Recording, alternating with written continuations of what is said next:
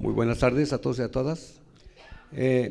A mí también me es grato el que me hayan invitado a este conversatorio, porque desde luego es de sumo interés para la comunidad de Milpa Alta y sus pueblos anexos. Quiero comenzar a decirles parte de la historia de Milpa Alta, parte de la cuestión comunal en que estriba. En primer lugar, les señalo que existen unos documentos que se llaman manuscritos de don Juan Sánchez. Don Juan Sánchez fue escribano de República en la época del virrey don Gaspar de Zúñiga y Acevedo, en el año de 1600. En esos manuscritos se dice que muchos viejos de aquí de Milpa Alta fueron a relatarle lo acontecido obviamente en la ya vencida Gran Tenochtitlán. En esos documentos nos señalan precisamente que el último tlatoani, el segundo y último tlatoani que Malacaxtepec tuvo, contaba ya con una edad muy avanzada. Por lo tanto, estando bien informado de todos los acontecimientos, reitero, de la caída de la Gran Tenochtitlán, y también conociendo que entre ellos venían personas nobles, personas buenas, que no eran otros más que los frailes. De tal suerte que convoca a los principales de los pueblos de Malacaxtepec. Una vez convocados, desde luego les da una instrucción para ir a negociar con los españoles. ¿En qué consistió esa negociación? Esa negociación consistió precisamente en que se respetaran las tierras que venía poseyendo el señorío desde tiempos inmemoriales, a cambio de volvernos a la religión y credo que traían los europeos, o sea, en este caso los españoles, y pagar los reales tributos al rey, desde luego, de España. Estos manuscritos nos señalan que antes de la partida de los llamados chinostlis, que quiere decir emisarios, fallece el último tlatoani de Milpa Alta, o sea, el que ustedes conocen o el que conocemos como Huitlahuili, la gran luz, la gran luminaria. No parten inmediatamente porque desde luego le guardan el luto correspondiente al rango que tenía este tlatoani. Por lo tanto, le guardan el luto correspondiente y después de ello parten hacia ya la Nueva España para llevar el mensaje de su ya fallecido tlatoani, les repito, en el convenio, obviamente, que se lleva a cabo, para que nos respetaran nuestras tierras y volvernos a su religión y credo y pagar los reales tributos. Es así como inicia ya en la época de la colonia, ¿sí?, lo que todos conocemos como bienes comunales o nuestras propiedades comunales de Milpa Alta. Hay un lugar histórico aquí en Milpa Alta que precisamente después de haber acordado cuándo y a qué horas se iban a encontrar aquí, en esas tierras de Malacaxtepec, se da el caso que un día 29 de julio de 1529 es la cita y obviamente existe ese paraje aún, que muchos han oído escuchar ese paraje con el nombre de Santa Marta Solco. Quiere decir lugar de la Santa Marta. ¿Por qué le pusieron ese nombre? Porque precisamente este 29 de julio se conmemora de manera religiosa, católica, a esta santa, a Santa Marta.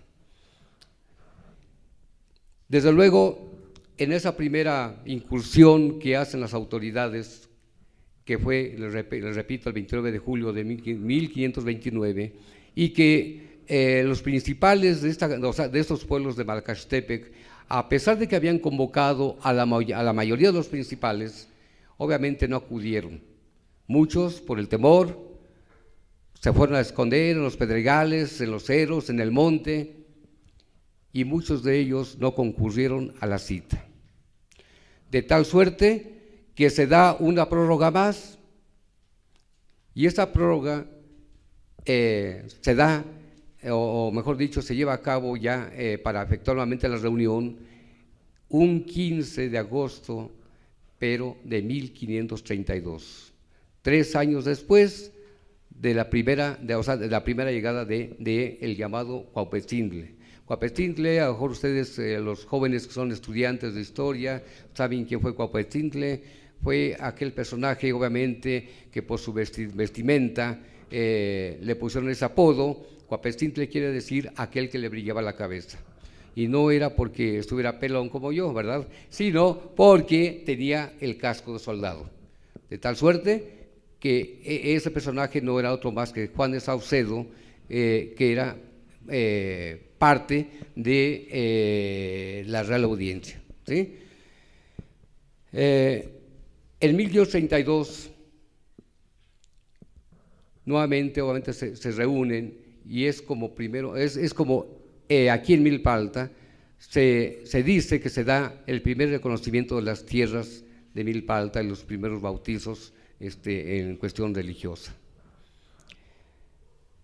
Este primer documento, les reitero que son los manuscritos de don Juan Sánchez y don Juan Sánchez, nos habla, nos relata de cómo se fueron dando las cuestiones, o sea, toda la cuestión comunal. De ahí se deriva un documento del año de 1532, en donde habla parte de la historia de Milpa Alta, en donde nos dicen los nombres en náhuatl de los barrios de Milpa Alta y de algunos poblados. Después, en el año de 1555, de igual manera se hacen recorridos de los linderos y se plasma un mapa que como título tiene La Milpa y sus tierras. 10 años después, en el año de 1565, estando aquí como gobernador un personaje llamado Miguel Ocoxi, que era el principal, el gobernador de aquí, de lo que ya no era Malacaxtepec, porque desde la primera llegada, obviamente, que incursionan aquí los españoles, al subir a la cima del Teutli y ver precisamente los sembradíos que existían y que eran a manera de terrazas, se le da por decirles a todos que si no había objeción, porque dejara de tener un nombre prehispánico que todos conocíamos como Malacaxtepec, para llamarse las Milpas Altas de Xochimilco. A través de las décadas fue llamado así, las Milpas Altas de Xochimilco, la Milpa, la Asunción de María, etcétera, etcétera. Distintos nombres que ha venido sufriendo Milpa Alta, incluso ahorita con la nueva Constitución, pues quién sabe cómo vaya a llamarse, ¿no? Pero, en fin, lo esencial, lo más importante, es que precisamente a través de la historia, de documentos que existen precisamente en el expediente 3032, que está en el Archivo General de la Nación, nos habla de toda la cuestión histórica, tanto histórica como jurídica, ¿sí?, de las propiedades comunales de Milpa Alta. En el año de 1565, que todo el mundo conoce como los títulos primordiales de Milpa Alta, para algunos y para otros estudiosos no es más que la memoria histórica de la comunidad de Milpa Alta. Pero gracias a esa memoria histórica, las autoridades en turno, en el año de 1592 y del año de 1593, le extienden o le expiden a Milpa Alta 2 mercedes de tierras. Desde luego que esas 2 mercedes de tierras no amparaba todo lo que Milpa Alta o lo que antiguamente Malacaxtepec venía poseyendo. De tal suerte que en el año de 1690 comienzan a hacer los trámites los viejos, los antepasados de aquí de Milpa Alta, para que aquellas tierras que no estaban plasmadas en un documento oficial, se hiciera el trámite correspondiente para que esa demasía de tierras fuera reconocida como propias de la comunidad de Milpa Alta.